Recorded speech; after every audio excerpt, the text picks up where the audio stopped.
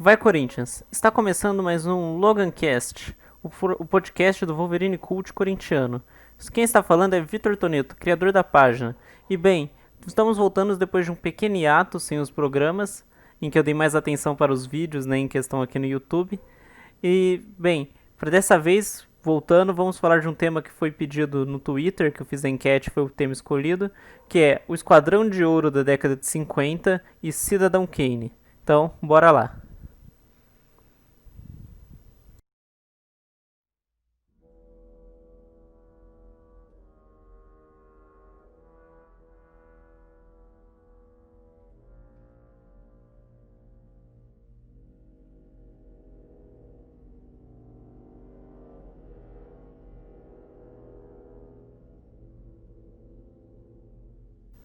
Cidadão Kane é um filme norte-americano de 1941, dirigido, escrito, produzido e estrelado por Orson Welles, o filme que é considerado uma obra-prima do cinema e até hoje apontado por muitos como um dos maiores filmes já produzidos, e extremamente elogiado por sua inovação tanto na música, na fotografia e principalmente na estrutura narrativa.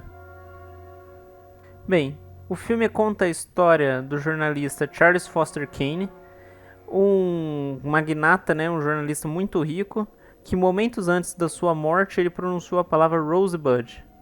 E aí, bem, os demais jornalistas começaram a investigar o que seria esse Rosebud, o que seria essa última palavra que ele disse antes da sua morte.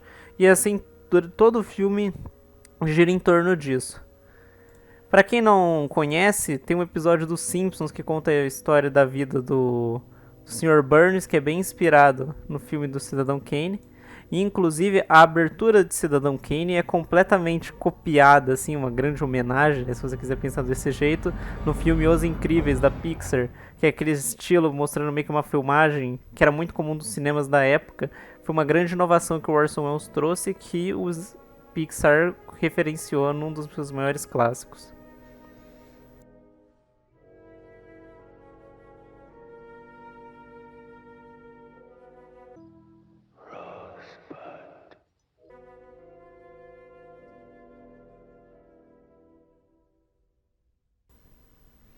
Bem, então chegou a hora de falar da Era de Ouro do Corinthians, os anos 50. Só queria destacar, eu estou usando como base para o que eu vou falar aqui, o livro do Celso Zetti, Timão, 100 anos, 100 jogos, 100 ídolos, que foi lançado no ano do centenário do Corinthians.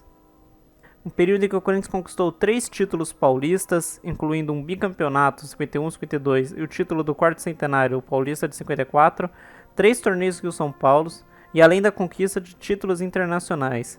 Um time que continha vários ídolos eternos da história do Corinthians.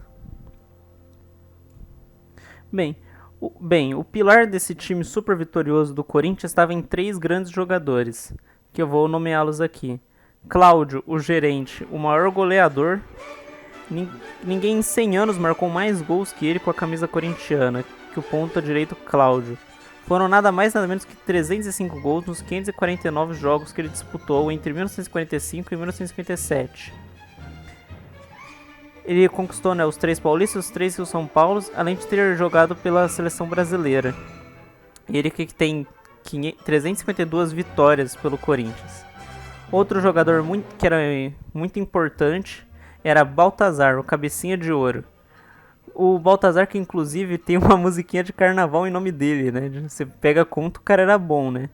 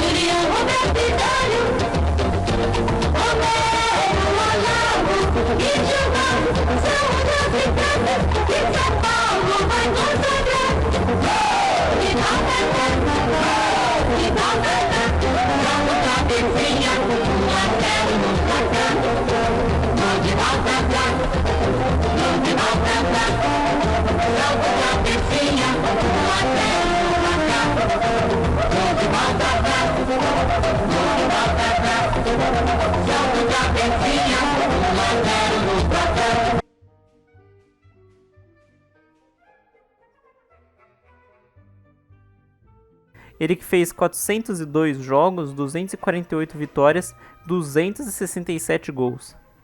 Ele também chegou a jogar pela seleção brasileira. E bem, o outro grande jogador desse Corinthians é Luizinho, o eterno pequeno polegar. Ele fez 604 jogos pelo Corinthians, 175 gols. Ele que era meia direita. Ele que era bem baixinho, né, de 1,64 só de altura, e isso talvez ajudava ele, né, a ter mais velocidade, driblava muito. E, inclusive tem uma história, né, meio que uma lenda da época que ele driblou tanto um jogador do Palmeiras que ele sentou na bola pra descansar, né, ficou parecendo que era uma provocação contra o cara. Bem, como eu havia dito, entre os títulos do Corinthians de 1950, dessa década de 50, né, estavam alguns títulos internacionais.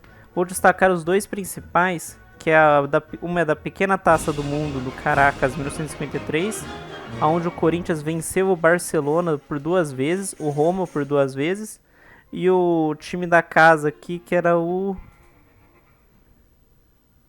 E além da seleção do Caracas, que era um time montado para o torneio.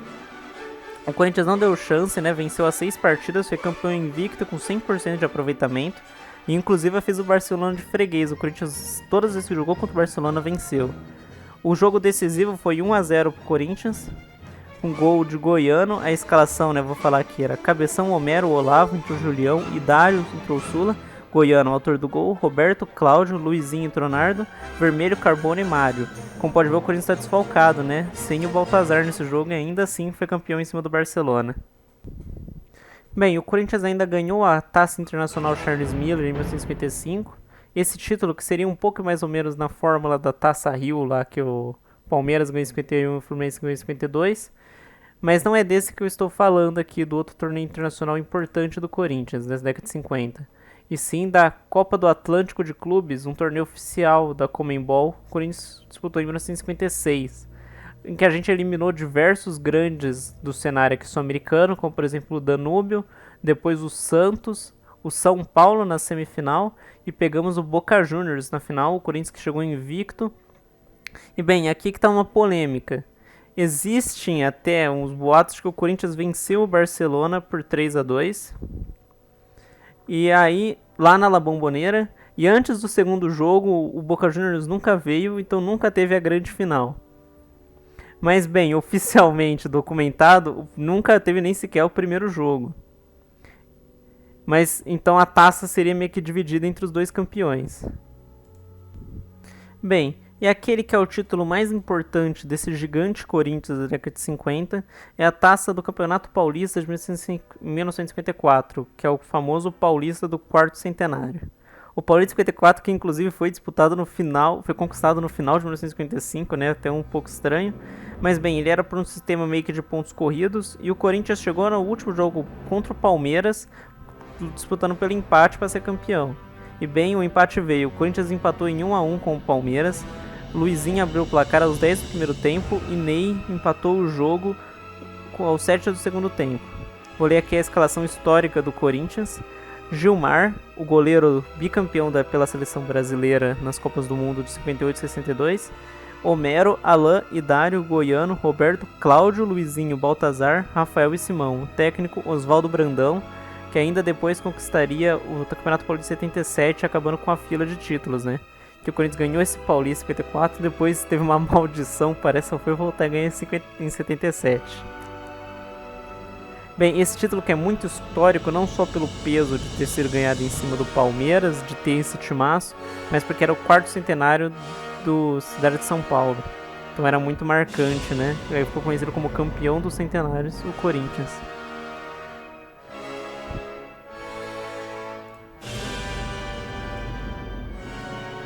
Bem, agora que eu falei tudo isso, você deve estar se perguntando o que toda essa história do Corinthians aqui tem a ver com o filme Cidadão Kane? E bem, eu me baseei para fazer essa matéria, esse podcast, numa matéria do Vice, que é não o Vasco, né? Desculpa, sim o site Vice, da Vice Sports, do Por que o Corinthians dos anos 50 é um dos melhores times de todos os tempos. O esquadrão de Cláudio, Luizinho e Baltazar é a melhor equipe que provavelmente você nunca ouviu falar. E bem, a década de 50 do Corinthians, como a gente pode ver, é muito vitoriosa. É provavelmente o melhor Corinthians da história. Muito inovou no futebol, tinha craques de tamanho internacional, tinha gênios do futebol dentro do Corinthians que marcaram e moldaram o futebol, mas que não são tão lembrados, né? O Corinthians parece que só lembra muito de 77 pra frente, né? Não o Corinthians em si, a entidade, né? E sim, tipo, as instituições, os torcedores, os próprios rivais que não lembram desse timaço, né? Acho que tentam esconder que ele existiu. E bem, o que isso reflete com o Cidadão Kane seria também que ele é um filme histórico que inovou, venceu o Oscar de melhor roteiro, inclusive na época, recebeu diversas indicações, mas que ele é mais conhecido mais de quem é dentro do cenário. Quem conhece mais o Corinthians da década de 50 é quem estuda muito sobre o Corinthians. Eu tenho inclusive uns amigos que falam bastante sobre ele, de que é o melhor time da história e tal. O Cidadão Kane também, só sabe a repercussão dele, a inovação técnica, principalmente na questão narrativa, aquela de trazer flashback, que era inovador para a época, acho que foi o primeiro filme que fez, quem estuda cinema, né? Inclusive indico o vídeo do Entreplanos, um canal que eu gosto muito sobre Cidadão Kane, para quem ter mais noção sobre esse assunto. Uma curiosidade aqui, só para encerrar o vídeo, o Cidadão Kane nunca conseguiu pagar os custos de produção, ele filme custou mais do que arrecadou. Doideira pra um filme que fez tanto sucesso. É isso, obrigado por terem ouvido mais este podcast do canal do Wolverine Cult Corintiano.